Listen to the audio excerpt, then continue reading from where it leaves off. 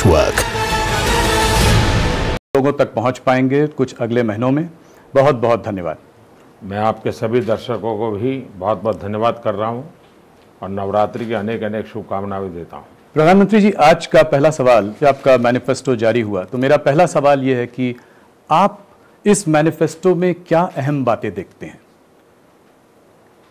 सबसे बड़ी बात है जो एक जिम्मेवार दल और एक प्रकार से गंभीरतापूर्वक जिसको आगे भी सरकार चलाने की जिम्मेवारी मिलने वाली है, पक्का है, उसका जितना मैच्योर मैनिफेस्टो होना चाहिए उतना ये मैच्योर मैनिफेस्टो है।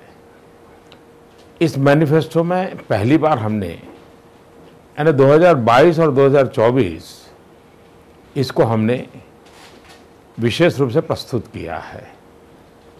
इसका मतलब कि सरकार की अकाउंटेबिलिटी 5 साल के बाद नहीं, बीच में भी एक बार होगी। ये अपने आप में पहले कोई करता नहीं था और हमने आज़ादी के 75 साल, 75 कदम और पूर्णता के लक्ष्य वाले तय किए हैं। दूसरा, हमने कहा है कि 5 साल देश का वो फाउंडेशन तैयार करेंगे जो आज़ादी के 100 साल होंगे तब देश को कहां पहुंचाना है। फिर काला धन हो, भ्रष्टाचार हो, देश में बेईमानी हो, इन सारे विषयों को कैसे हैंडल करना, इसकी चर्चा की है। राष्ट्रीय सुरक्षा के संदर्भ में सभी मसलों पर हमने, और वो एक मुद्दा ऐसा है कि जहां हमारे पहले जितने मैनिफेस्टो आए उन्होंने देश के साथ घोर अन्याय किया है। गरीब हो, दलित हो, पीड़ित हो, शोषित हो, वंचित हो, आदिवासी हो, उनके कल्याण के लिए समयबद्ध कार्यक्रम क्या हो, महिलाएं हो, युवा हो, सीनियर सिटीजन हो, उनके तरफ कैसे ध्यान दिया जाए, गांव हो, गरीब हो, किसान हो, उनके जीवन में कैसे बदलाव लाया जाए, और देश को आधुनिकता की तरफ भी ले जाना है। देश में टेक्नोलॉजी का प्रभाव जो रहेगा वो विकास के अनुकूल कैसे हो, सामान्य मानवीय के एस्पिरेशंस के अनुकूल कैसे हो। और 2014 से 2019 हमने जो काम किया वो एक प्रकार से निराशा की गर्त में डूबे हुए देश को बाहर लाना, नए आत्मविश्वास को पैदा करना और सामान्य मानवीय की जो आवश्यकताएं हैं उस पर हमने ध्यान केंद्रित किया। घर चाहिए, बिजली चाहिए, पानी चाहिए, रास्ता चाहिए, उस पर ध्यान आकेंद्रित किया। आने वाले 5 वर्ष, बीते 5 वर्ष आवश्यकता की पूर्ति के थे, तो आने वाले 5 वर्ष सामान्य मानवीय की आकांक्षाओं को ताकत देने के हैं, उन आकांक्षाओं के लिए अवसर देने के लिए है। तो अगर आप ये घोषणा पत्र को देखें तो ये और पार्टियों के घोषणा पत्रों से कैसे अलग है, खास करके कांग्रेस के घोषणा पत्र से? पहले तो नाम से ही फर्क है। उनका घोषणा है, हमारा संकल्प है। हमने संकल्प पत्र कहा है। मैं चाहूंगा कि देश के विद्वत जन दोनों हमारे संकल्प पत्र और कांग्रेस की घोषणा दोनों का तुलनात्मक अभ्यास करें। दूसरा, हमारे ट्रैक रिकॉर्ड के आधार पर हमारे घोषणा पत्र को देखा जाए। तीसरा, उनके ट्रैक रिकॉर्ड के आधार पर उनका घोषणा पत्र देखा जाए। कई बातें ऐसी हैं कि जिसमें आसमान जमीन का अंतर है। आज आतंकवाद को खत्म करने की एक महत्वपूर्ण मोड़ पर हम खड़े हैं। तब आतंकवादियों को हर प्रकार से दबाव पैदा करना, डिमोरलाइज करना, साइकोलॉजिकल वॉर भी जीतना, उसके बजाय कांग्रेस के मैनिफेस्टो में से ऐसा मैसेज निकल रहा है जैसे आतंकवादियों के प्रति नरमी बरती जाएगी, सिंपैथी रखी जाएगी।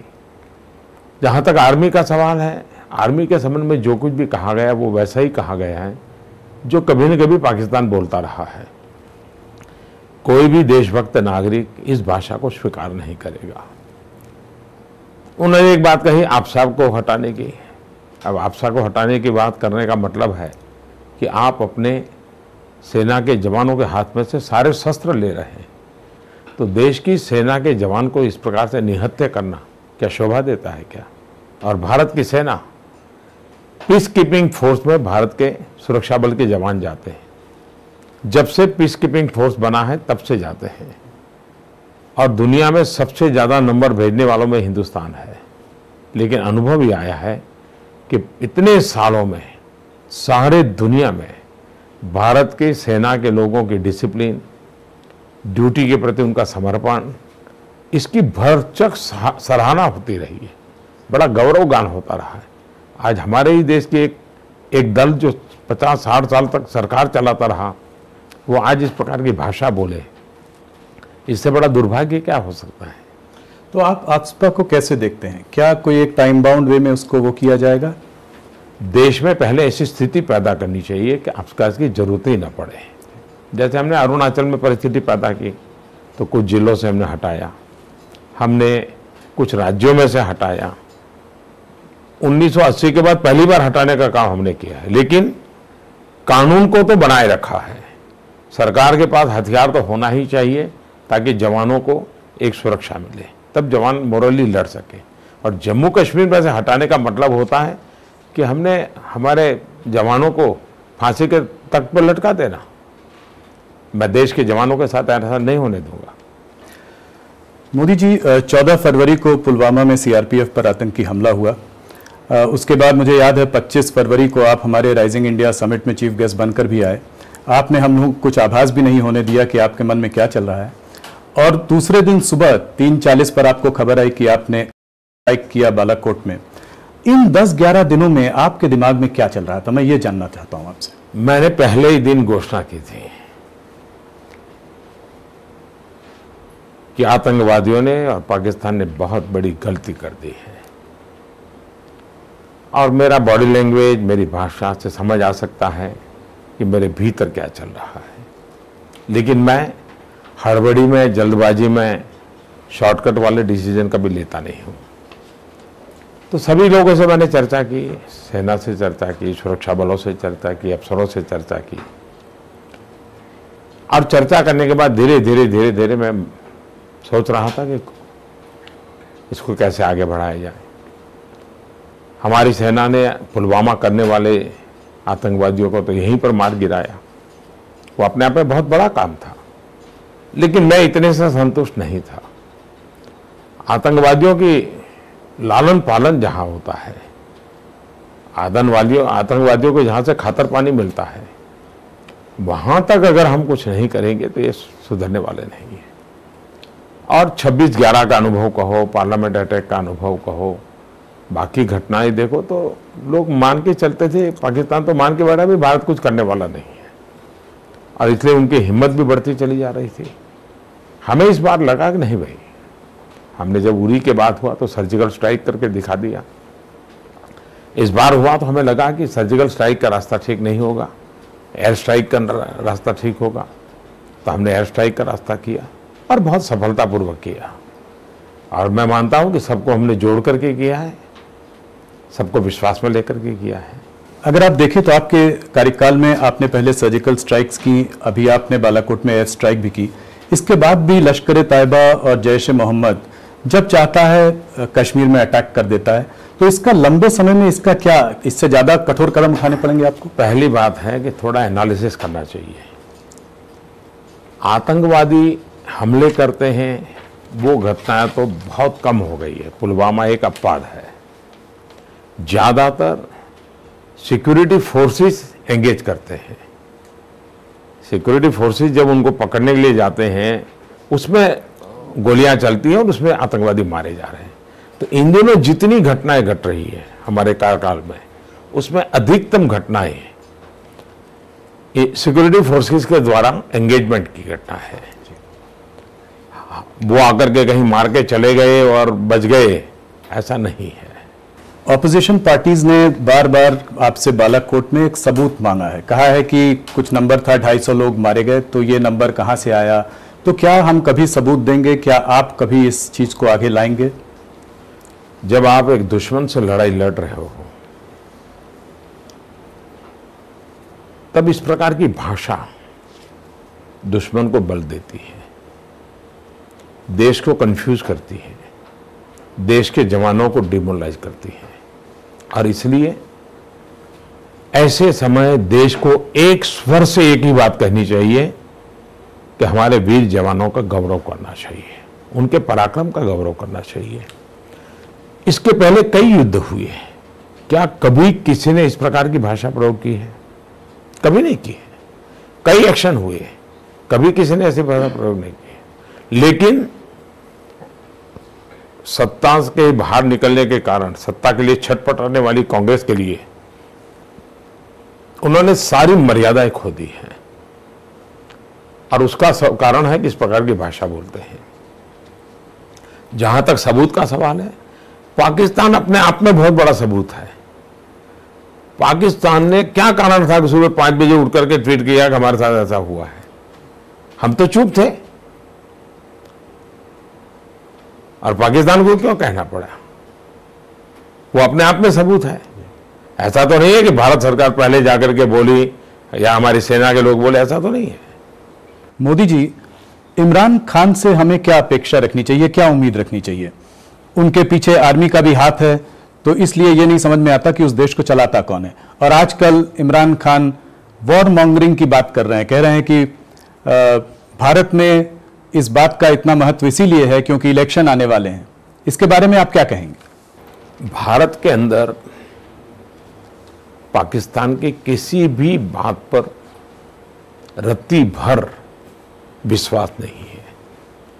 पाकिस्तान की जीरो क्रेडिबिलिटी है हमारे देश में, और इसलिए पाकिस्तान में क्या कहा जाता है, क्या बोला जाता है, हिंदुस्तान का सामान्य मानवी भी कभी स्वीकार नहीं करेगा।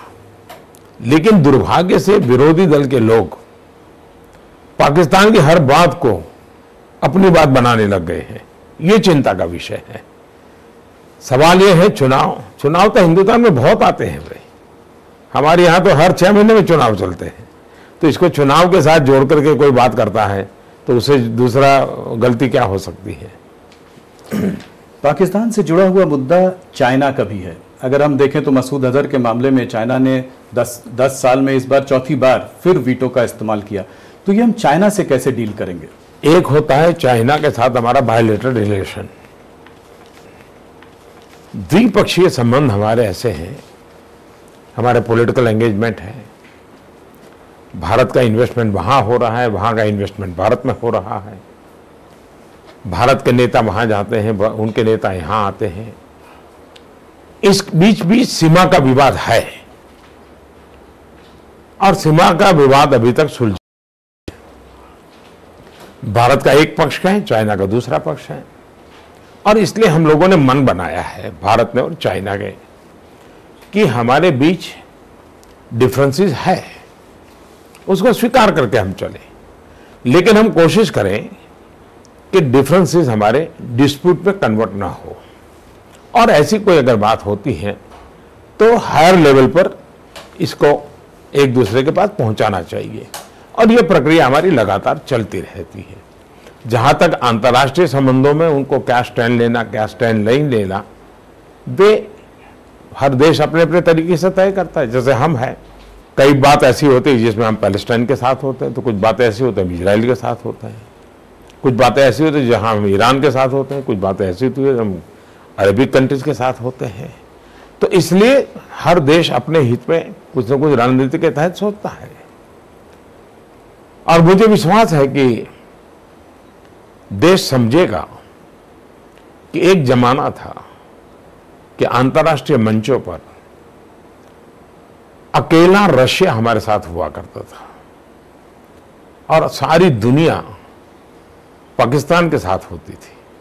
आज स्थिति पूरी तरह बदल गई है, अकेला चाइना पाकिस्तान के साथ होता है, और पूरी दुनिया भारत के साथ होती है। इस बदलाव को हमने समझना चाहिए, और यही भारत की सफलता है। तो इस वीटो के बाद भी क्या आपकी चाइना से कुछ बात हुई है? आप कह रहे हैं कि आपका डायलॉग उनसे बना हुआ है, बराबर काम साथ में करने का एक फैसला लिया हुआ है, तो क्या इसके बाद भी उनसे कुछ बातें हुई? हर मीटिंग में हर मुद्दों पर चर्चा होती है, उसमें ये भी मुद्दे होते हैं, और ये चर्चा इस बार नहीं पहले भी आई थी। देश में एक भाव बन रहा है कि चाइना के संग हमारा बहुत बड़ा ट्रेड है, तो उसके गुड्स को हम, ये बाइपोलर नहीं है। इस ग्लोबलाइज एरा में हर देश एक दूसरे पर डिपेंडेंट भी है, कनेक्टेड भी है। अंतर्राष्ट्रीय कानून भी है, WTO जैसे, जिसके हम सिग्नेटरी हैं, और इसलिए एक सरकार के नाते ऑफिशियल स्टैंड तो हमारा जो कायदे कानून है करना चाहिए, और वो भारत पालन करता है। जहां तक नागरिकों को क्या चीजें रखा लेनी चाहिए, क्या चीजें उपयोग करनी चाहिए, वो नागरिकों के सूझबूझ पर विश्वास रखता है। नागरिकों को हमने मार्गदर्शन करते रहना चाहिए, आप जैसे मीडिया के लोगों ने मार्गदर्शन करते रहना चाहिए।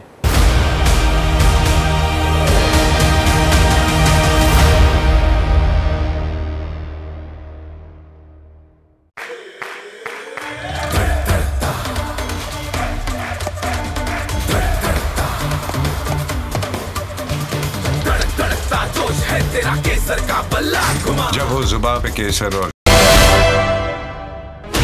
16 channels, 15 languages, 26 states, 1200 plus reporters, 67 plus crore viewers. India's largest news network, News 18 Network.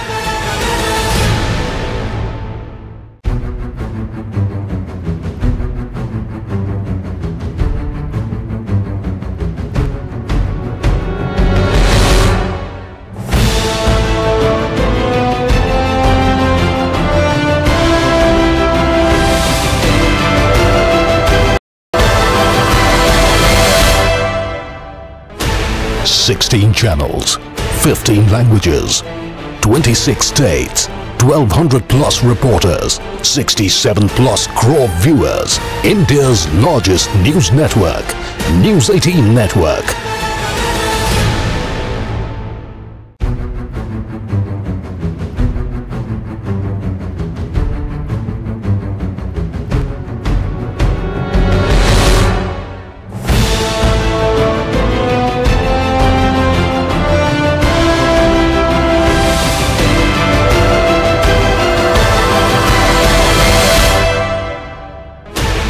Sixteen channels, 15 languages, 26 states, 1200 plus reporters, 67 plus crore viewers. India's largest news network, News 18 Network.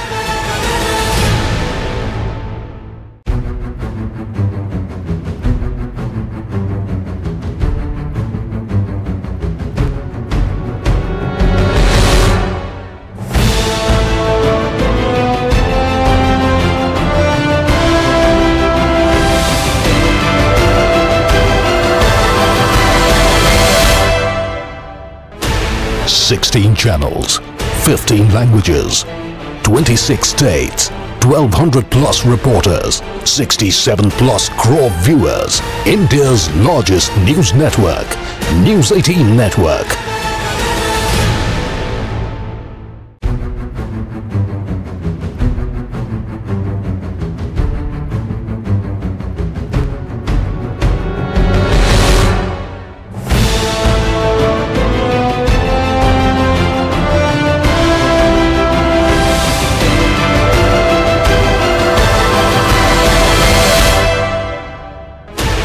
Sixteen channels, 15 languages, 26 states, 1200 plus reporters, 67 plus crore viewers. India's largest news network, News 18 Network.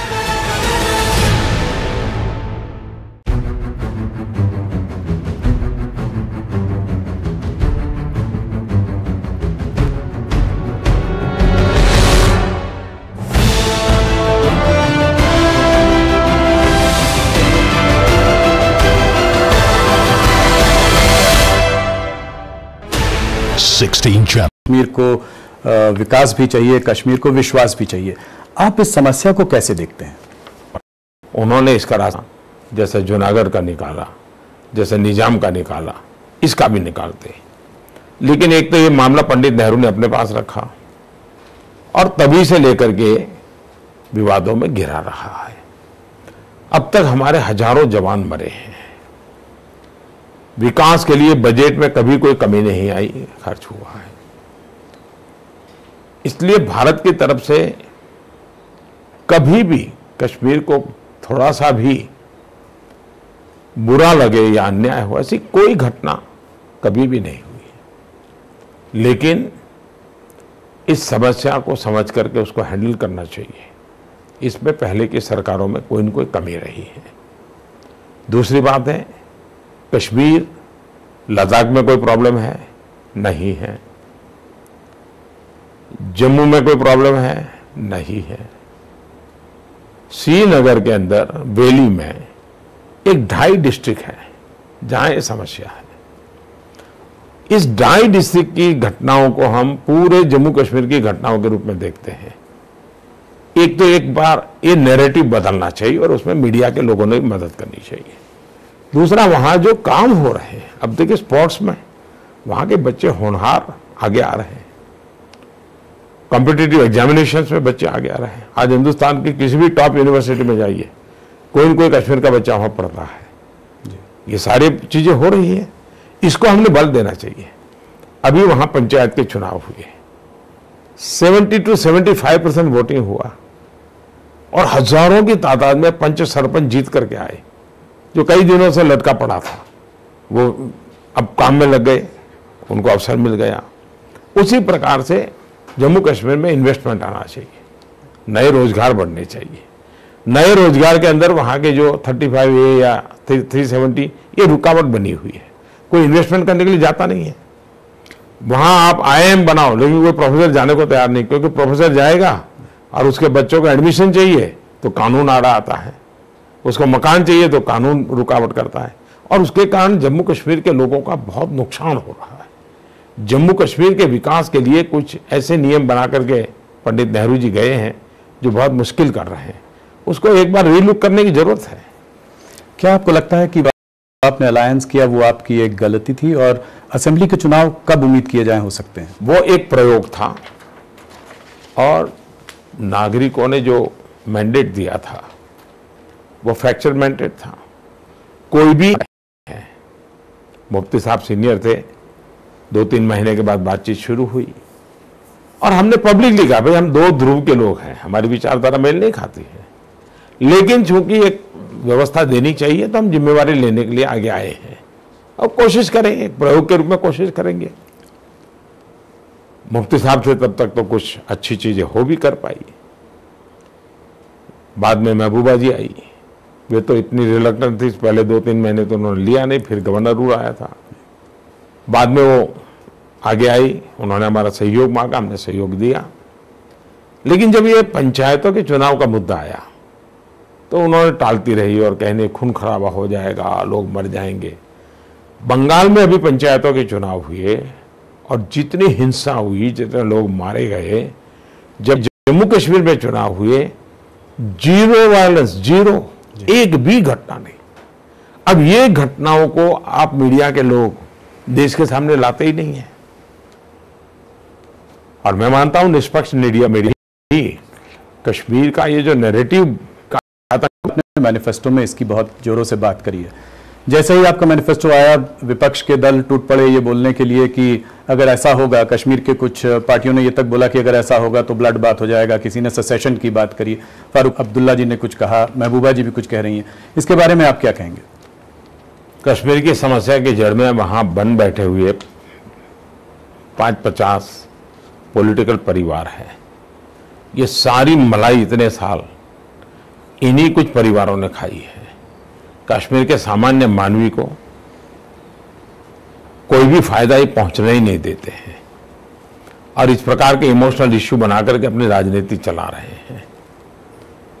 इन दिनों भारत सरकार की तरफ से हवाला वगैरह के विषय को लेकर के इनकम टैक्स डिपार्टमेंट वगैरह वहां काम कर रहा है, करप्शन के खिलाफ कुछ काम कर रहा है।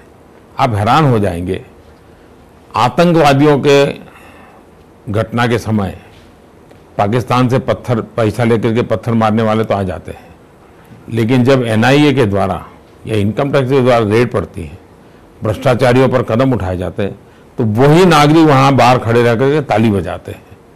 इसलिए कश्मीर की सामान्य मानवी इन लोगों से मुक्ति चाहती हैं जिन परिवारों ने 50 साल से कब्जा किया हुआ है।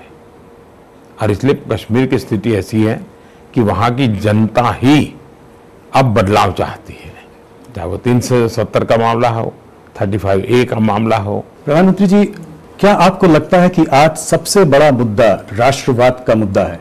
ऑपोजिशन पार्टीज कहती हैं कि प्रधानमंत्री जो है राष्ट्रवाद के मुद्दे को लेकर रियल इश्यूज से लोगों को भटकाना चाहते हैं। राष्ट्रवाद का मतलब होता है भारत माता की जय। अगर मैं भारत माता की जय बोलता हूं और अगर मेरी भारत माता गंदी है तो फिर वो राष्ट्रवाद है क्या? अगर भारत माता को स्वच्छ करने का मैं अभियान चलाता हूं तो वो राष्ट्रवाद है कि नहीं है? अगर मैं भारत माता की जय बोलता हूं और मेरे गरीब के पास रहने के लिए घर ना हो, अगर मैं घर बनाता हूं तो वो राष्ट्रवाद है कि नहीं? अगर मैं भारत माता की जय बोलता हूं लेकिन अगर हमारा गरीब बीमार है और अस्पताल तक जाने का पैसा नहीं है, वो मौत का इंतजार कर रहा है, अगर आयुष्मान भारत योजना के द्वारा 5 लाख रुपए तक की उसको दवाई के लिए व्यवस्था हो जाए तो वो राष्ट्रवाद है कि नहीं? हमारे देश के किसान आधुनिक खेती करें, अन्न उत्पादन करें, अन्न के पूरे दाम मिले, MSP लागू करूं, मैं लागत का 1.5 गुना पैसा दूं, क्या वो राष्ट्रवाद है कि नहीं है? हमारे देश की सेना के जवानों को ताकतवर बनाने के लिए आधुनिक साधन सामग्री खरीदने का कदम उठाऊं तो वो राष्ट्रवाद है कि नहीं? और इसलिए राष्ट्रवाद की परिभाषा व्यापक है। भारत माता की जय, इसका मतलब होता है 130 करोड़ देशवासियों की जय। इसका मतलब 130 करोड़ देशवासियों की सपनों की जय। इसका मतलब होता है 130 करोड़ देशवासियों के लिए हमेशा विजयी होने के लिए अवसर प्राप्त हो, आगे होने के लिए अवसर प्राप्त हो। इन बातों को मैं राष्ट्रवाद की परिभाषा में मानता हूं और उस अर्थ में हम राष्ट्रवादी हैं और हमारा राष्ट्रवाद जन जन के कल्याण के लिए है। राष्ट्रवाद के अलावा वो कौन से 4-5 मुद्दे हैं जिनके बीच आप लोगों के पास वोट मांगने जा रहे हैं? एक तो विकास। विकास में भी हम मानते हैं कि 2 पटरी पर विकास चलता है। एक सोशल इंफ्रास्ट्रक्चर, दूसरा फिजिकल इंफ्रास्ट्रक्चर। भारत के अंदर बहुत लोग ऐसे हैं जिनको अभी भी प्राथमिक सुविधाएं पहुंची नहीं हैं। ये प्राथमिक सुविधाएं पहुंचाना, जिसके पास घर नहीं है घर देना, जिसके पास दवाई के पैसे नहीं है उसको दवाई देना, जिसके पास शिक्षा नहीं है उसकी शिक्षा की व्यवस्था देना, एक सम्मान भर जीवन हिंदुस्तान का हर नागरिक जी सके, ईज ऑफ लिविंग हो, उसकी चिंता करना। भारत का middle class, new middle class, ये भारत की बहुत बड़ी ताकत है। उसको नकार करके पूरा पहले सरकारें चली। हमारे लिए वो एक तबका है जो देश को आगे ले जाने में बहुत बड़ी भूमिका अदा करेगा। मध्यम वर्गीय लोग, कानून का सम्मान करने वाले लोग हैं, नीति नियमों का पालन करने वाले लोग हैं, सरकार को टैक्स देने वाले लोग हैं और सरकार से मिनिमम मांगने वाले लोग हैं। उनको रक्षा करना, उन पर जो जुल्म करने के नए नए तरीके ढूंढे जा रहे हैं और कांग्रेस पार्टी जिस प्रकार से मध्यम वर्ग के लोगों के लिए अनाप शनाप पिछले 3-4 दिनों से बोल रही है, ये स्थिति अच्छी नहीं है। उसी प्रकार से भारत का ग्रामीण अर्थतंत्र, हमने किसानों की आय डबल करने के लिए कहा है। इसके साथ साथ खेत मजदूर और किसान, उनको 60 साल के बाद पेंशन मिले। पेंशन का मतलब ये नहीं कि वो घर जाके बैठ जाए। मानो एक टीचर रिटायर्ड होता है, पेंशन मिलता है, लेकिन फिर भी ट्यूशन क्लासेस चलाता है, ट्यूशन क्लासेस में जाता है, उनको एक्टिविटी करता है। उसी प्रकार से किसान को 60 साल के बाद पेंशन मिले, खेत मजदूर को पेंशन मिले, उसके लिए एक विस्तृत स्कीम बना करके हम जाएंगे।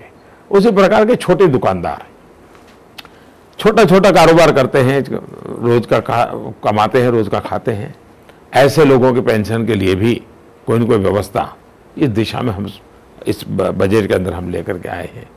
हम चाहते हैं कि हमारे देश में 100 लाख करोड़ का इन्वेस्टमेंट आए जो भारत को नई ऊंचाइयों पर ले जाए, रोजगार के विपुल मात्रा में अवसर पैदा हो। तो ऐसे सपने लेकर के ये संकल्प पत्र हमने रखा है। हमारा संकल्प पत्र धरती से जुड़ा हुआ है। 5 साल सरकार में रह करके पूरी जिम्मेवारियों के एहसास के साथ हमने बनाया है।